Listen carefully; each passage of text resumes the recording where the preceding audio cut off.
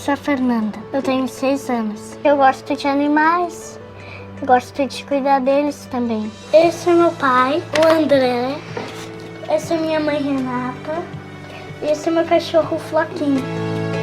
Nossa filha fez um tratamento de leucemia, 2 anos longos. A Fernanda se curou, leva uma vida normal e é uma guerreira. Meu nome é Robert, tenho 15 anos, fui portador de leucemia, gosto de jogar futebol, ler revistas sobre carros, com qualquer guria da minha idade. Penso que venci, né?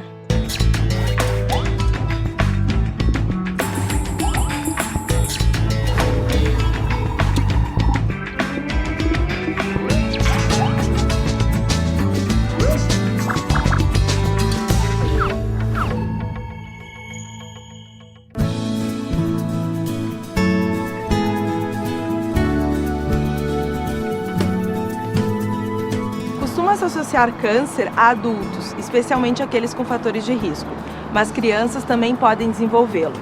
O diagnóstico de câncer em crianças e adolescentes traz muito sofrimento e incertezas a pacientes e familiares. Mas hoje em dia, as chances de cura são muito altas, especialmente se o tratamento é realizado em centros especializados. Por isso é tão importante que o diagnóstico seja feito precocemente e o tratamento inicie tão logo quanto possível.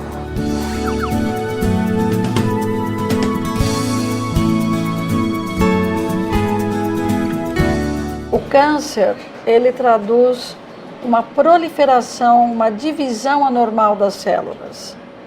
Normalmente, você tem células que estão continuamente se multiplicando e continuamente sendo destruídas. No câncer, existe um prejuízo desse equilíbrio. A célula prolifera muito e não morre. Então, aí ela vai e faz um grande contingente de células imaturas que vão ocupando as estruturas vizinhas e vão dando então os sintomas. A gente poderia resumir que o câncer é um desequilíbrio na divisão celular. O câncer do adulto, ele é de células mais diferenciadas, que são os carcinomas, células que se multiplicam mais lentamente. A criança, ela tem os tumores mais primitivos, de células mais embrionárias, que são os blastomas. O aparecimento dos sintomas são muito mais rápidos na criança.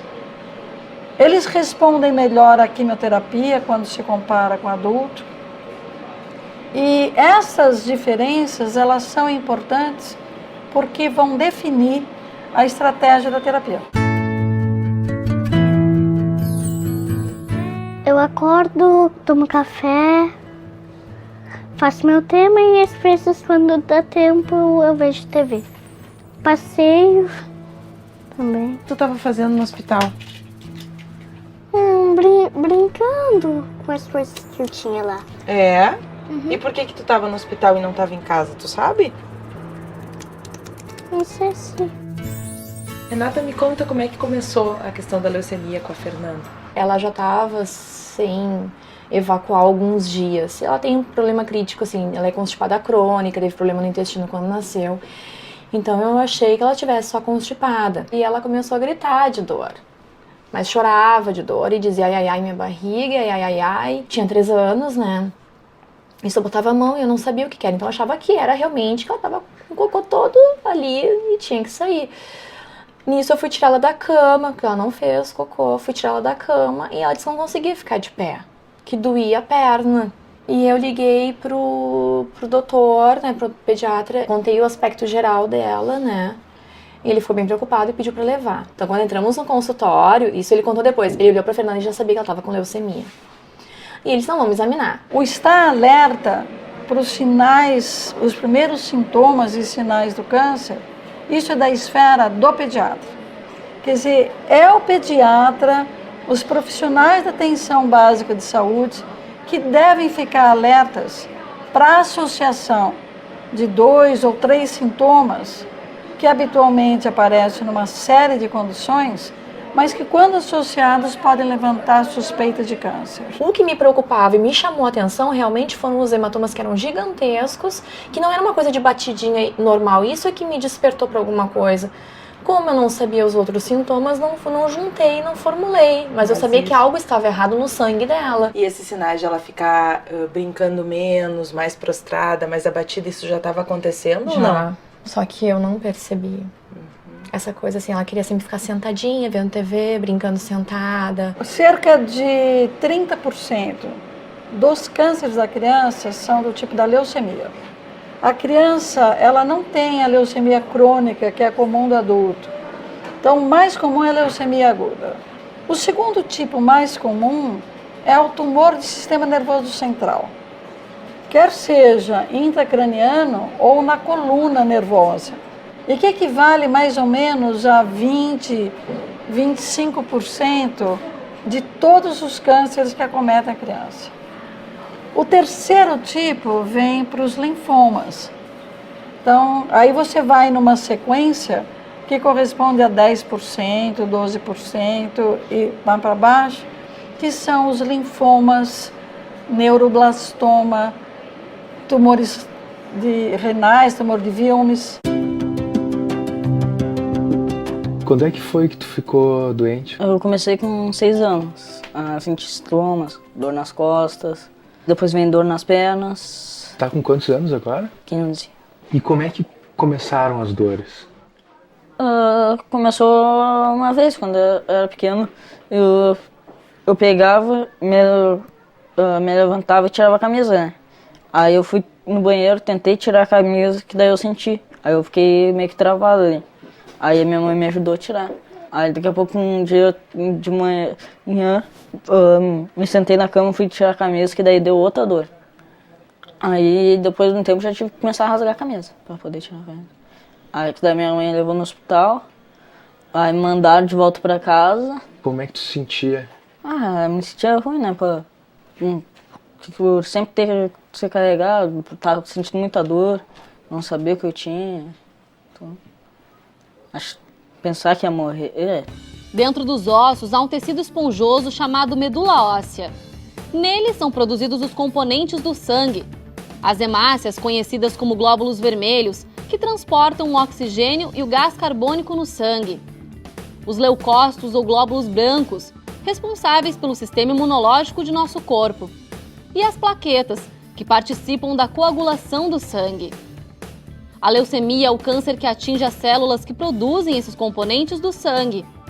A partir de uma união defeituosa dos cromossomos no DNA da célula, são formados leucócitos anormais, que se acumulam na medula óssea, substituindo as células sadias.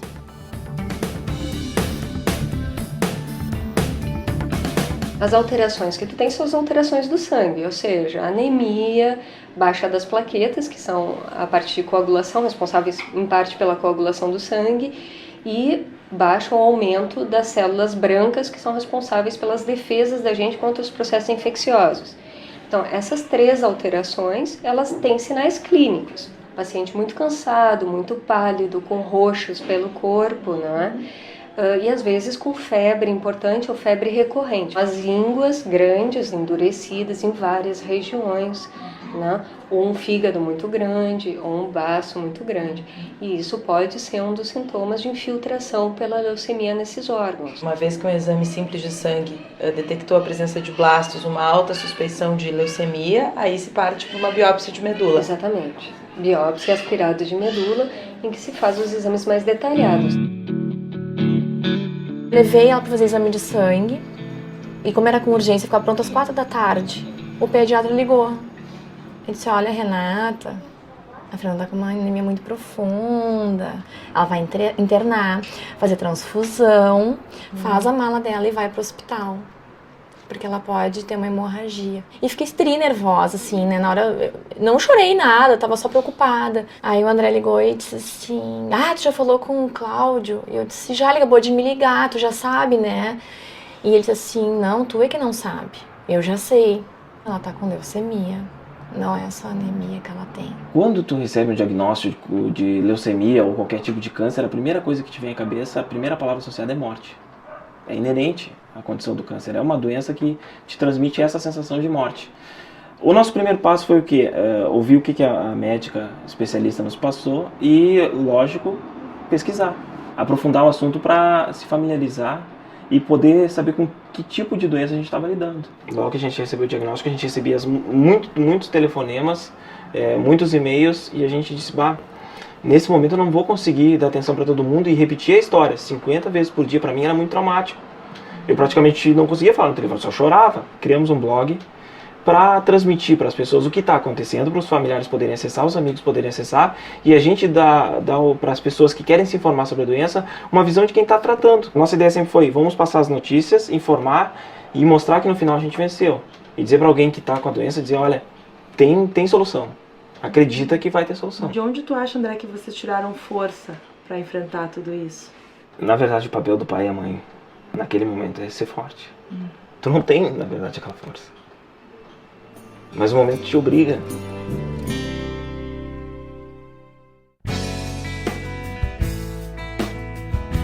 Sempre é possível superar os medos. O difícil é não sentir medo, né? Ainda mais quando é a primeira vez que uma família vai passar pela situação do câncer. Quanto mais apoio os pais tiverem, mais fácil ou menos difícil vai ser para eles superarem uma situação como essa. Essa ideia de não se falar porque a criança vai sofrer menos se ela não souber, ela é completamente errada. A criança sofre com aquilo que ela não sabe e tenta explicar com um pouco recurso emocional e cognitivo que ela tem. Então, sim, a criança sempre deve saber por que ela está no hospital, por que ela faz um tratamento tão difícil e qual é o nosso objetivo com isso. Em especial para as crianças bem pequenas, a reação à doença tem muita relação à forma como os pais encaram a doença. Então, se é uma mãe que fica mais chorosa, que fica muito triste, a tendência é que a criança reaja dessa mesma forma. Para as crianças, a coisa mais importante é que a família dela, que as pessoas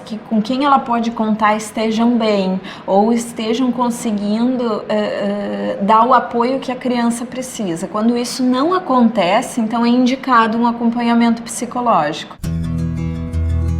Deve ser muito difícil para a mãe ver o filho gritando de dor, mas não aconteceu nada, não caiu, não tem mancha, não tem nada, só tem dor que não consegue nem se mexer direito. É verdade. Né? Se sente impotente, né? Pensar o que está acontecendo, né? O que eu vou fazer para ajudar o meu filho, né? Eu levava para o hospital. Eu levava ele toda semana. Dia do diagnóstico. Que era leucemia, que ele tinha que fazer um tratamento. Eu fiz uma reunião com o médico, comigo. Em um ano ele tinha que fazer transplante, em um ano ele poderia ir a óbito. Daí abre um buraco para ti, né? Como é que foi contar pro Robert que ele tinha leucemia? Acho que a gente só falou que ele tinha leucemia, mas não explicava que ele podia ir a óbito. Só dizia que ele tinha que ter força, ter fé. E que tinha que comer, ele tinha que colaborar, ele tinha que nos ajudar para ele poder vencer aquele tratamento. Foi uma vitória ganha, né? Batalhou, mas a gente chegou lá, né? A doação de medula óssea pode salvar vidas de crianças e adultos. O Brasil já é o terceiro país em número de doadores voluntários, chegando a 1.400.000 pessoas cadastradas. Você sabe como doar medula óssea? Não sou doadora, nunca fiz, mas o conhecimento que eu tenho é que é um procedimento bem fácil. Para ajudar na cura da leucemia. Vai ajudar várias crianças, né? Eu já ouvi falar sobre o transplante de medula óssea, né, para o tratamento da leucemia. Sou doadora, assim, só que a gente tem que te ligar se acharem alguém compatível, né? É difícil de achar. Eu conheço uma pessoa que há anos atrás fez transplante de medula porque tinha leucemia e hoje está curada. Para ser doador de medula óssea, é preciso ter entre 18 e 55 anos. Procure o hemocentro mais próximo de sua casa e agende uma coleta para uma amostra de sangue. Seus dados serão inseridos no cadastro Redome.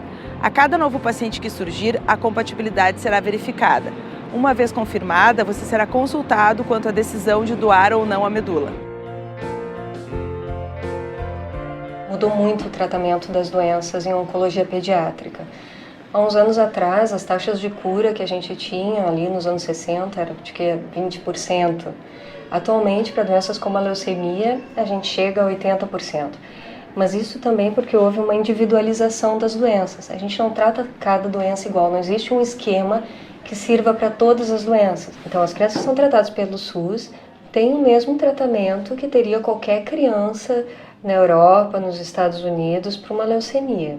Né? Eles têm acesso aos exames, eles têm acesso aos quimioterápicos, então eles têm acesso a um tratamento adequado, com certeza, à sua doença. Você tem que ir para um lugar especializado em câncer de criança, onde não existe fila de espera, onde não existe espera para cirurgia, para anatomia patológica. Então, o segredo no encaminhamento é encaminhar para um centro especializado, que garanta, no mesmo local, o diagnóstico, a quimioterapia, o suporte para a infecção, o tratamento cirúrgico, o tratamento radioterápico, a reabilitação e cuidado paliativo. Como é que foi o tratamento? Passei aniversário, fiquei não muito tempo lá, mas fiz amigos, perdi amigos, né? Como eu era muito pequeno, sempre na hora de coletar sangue, aí doía muito, né? Não sentia dor toda hora, minha mãe chorando. Não sentia mal de ficar toda hora em cama, mas saber que tinha bastante amigos ali diferentes, todo mundo me apoiava. Quando definiram que era leucemia, como é que foi o tratamento? Já começou com quimioterapia direto. Tinha que ficar tantos dias no hospital, vinha para casa. O alicerce é a quimioterapia, que em geral de 3 elementos ou 4, que são utilizados em fases pré-estabelecidas, principalmente nos primeiros 6 meses, para tentar acabar com qualquer célula residual. O tempo médio de tratamento é 2 anos. E aí você pergunta, e o transplante?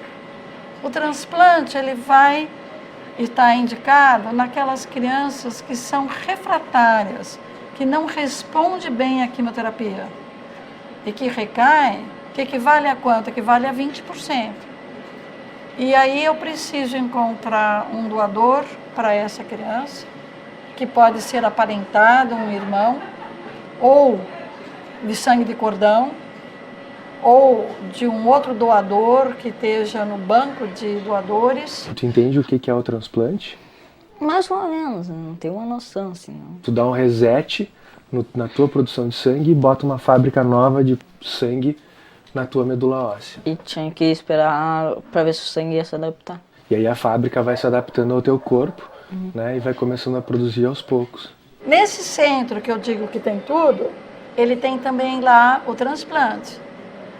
Para o doador, não tem risco nenhum, né? Porque é uma quantidade pequena que você tira de sangue ou de medula óssea. Mas para a criança, para você aceitar um transplante, um enxerto de outra pessoa, a gente tem que alterar a imunidade do indivíduo. Ele não pode reconhecer que o material é de outro. Ou seja, nós vamos ter uma criança que fica 3, 4, 5 semanas sem ter uma célula própria de defesa. Quer dizer, o risco de infecção, o risco de hemorragia, ele se estabelece nessas primeiras 4 semanas do transplante. Tu te via sem saída, né? Porque ele não tinha mais pai, eu era bem nova na época. Tu fica, como é que eu vou encontrar? O Banco Nacional agora é vinculado a outros países. Assim como a gente recebe medula do exterior, a gente pode fornecer a nossa medula se tiver alguém compatível em outro lugar do mundo. A chance de um de nós ser chamado é muito pequena. Mas quanto mais pessoas tiverem no cadastro, maior a chance de alguém que está na lista achar um doador. Vem um cordão da Europa poder fazer o transplante de medula óssea. Medula óssea em Curitiba. Nós ficamos morando lá 8 meses. Daí. Como é que foi esse desgaste para a família, para ti, de ter que ir no hospital, de ter que se mudar de cidade? Não adiantava, não tinha outra opção, né? E a família foi apoio psicológico, né? Fundamental, sempre ligando, conversando. Tinha momentos que eu ligava chorando bastante para eles, né? Que não estava ruim. É difícil para qualquer pessoa aceitar que uma criança possa ter um câncer. internou naquela noite, então ela tinha que fazer transfusão de sangue, de plaquetas. E eu rezava e pedia assim que ela aguentasse até essas transfusões, porque eu via que ela estava morrendo. Quando ela começou a fazer transfusão, a técnica pegou e disse assim pra mim: mãe, olha a orelha da tua filha, aperta, ela tem sangue, mãe. Ela disse assim: mãe, olha. E eu disse: minha filha tá viva. Eu disse: ela não morre mais. A médica conversou: olha, nesse momento a Fernanda vai estar com a imunidade cada vez mais baixa em decorrência do corticoide. Só pode chegar perto dela pai e mãe, e sempre de máscara, sempre higienizando as mãos. Existem efeitos que são agudos, ou seja, que a gente vê imediatamente, e que são frequentemente efeitos mais transitórios, assim, que perde o cabelinho, né, às vezes dá ferida na boca, náusea e vômito, né, que são efeitos agudos associados à infusão do quimioterápico e que a gente vê assim nos dias que seguem o tratamento ou no momento mesmo da infusão. O que nos preocupa mais como oncologistas pediátricos, diferente de oncoadulto, é que a gente está trabalhando com um indivíduo em crescimento, né? Então, por isso a gente se preocupa mais com os efeitos adversos a longo prazo. Não adianta a gente só tratar, a gente tem que tratar para que esse paciente depois tenha uma vida com qualidade. No primeiro dia que a gente foi dar o remédio para ela, ela recusou. Fez um escândalo e disse que não ia tomar. Aí nós tivemos que conversar entre nós e dizer: olha, ela vai fazer 2 anos de tratamento. Se todo dia for esse parto para dar um remédio, vai ser muito traumático. Aí nós tivemos que sentar com ela e ser bem incisivo nesse aspecto de explicar para ela e tentar fazer com que ela entendesse que aquilo era pro bem dela e que ela tinha que tomar aquela medicação. E incrivelmente ela compreendeu, passou a tomar e nunca mais ela questionou. Depois de 1 mês e pouco assim no hospital, a médica chegou: escuta, não tá na hora de tu sair um dia assim, ficar fora, deixar a Fernanda com eles, ela tá bem, tu tem que ver teu marido, vai ver tua casa. E como é que foi pra escola, pra ele? Ele parou de ir na Robert escola? parou. Ele perdeu algum tempo de escola? Perdeu 2 anos de escola. Ele ia só pra marcar presença 1 vez, 2 vezes no mês. A escola tem um papel fundamental, porque em geral é a escola que mantém o vínculo maior com as coisas de vida que aquela criança tem, né? Com o que o que personifica uma criança. Quando a gente conhece uma criança, que série tu tá? Onde é que tu estuda? Que escola que tu vai? Então é importante que a escola seja orientada a poder receber essa criança bem. Depois tem um tratamento, acabou não. Tem outras coisas, mas é uma outra fase da tua vida. É muito diferente. Então, ano passado, ela foi liberada para ir para a escola. O primeiro dia de aula dela foi com direito a filmagem, fotos, desfile de uniforme dentro de casa. Então, assim, foi uma data bem comemorada, porque ali, de certa forma, para ela estava começando a vida. A vida, exatamente, né? Não só a vida escolar, mas se sentindo igual às outras crianças. Assim, mãe, agora eu sou uma criança normal. Eu disse: mas minha filha, tu sempre foi uma criança normal? Não, né? Mãe não era normal. Anemia pode se transformar em leucemia? Anemia e leucemia são doenças diferentes, né? A anemia pode ser um sintoma de leucemia. Pacientes que têm leucemia têm anemia. Câncer infantil é uma doença genética? Alguns cânceres na infância, que não são a maioria, são hereditários. A maior parte dos cânceres da infância acontecem sem a gente saber ou conseguir precisar uma origem. Quimioterapia e radioterapia são a mesma coisa? Quimioterapia é um tratamento sistêmico, ou seja, que age no corpo inteiro porque é feito ou na veia, ou intramuscular, ou até por via oral, pela boca.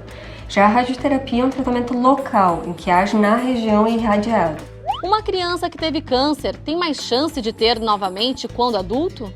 Uma criança que teve câncer tem mais chance de ter um novo câncer como adulto, ou por consequência do tratamento que ela recebeu na infância, ou por características específicas daquele paciente conforme a doença de base. Ser saudável pra mim é se alimentar bem, praticar esportes. Foi uma vitória ganha, né? Batalhou, a gente chegou lá, né? Gosto de música e gosto de cantar.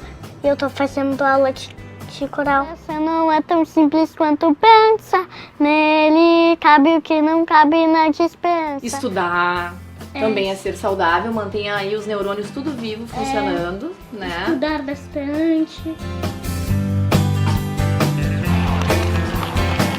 Você gostaria de rever este programa ou outro de nossa série? Visite o nosso site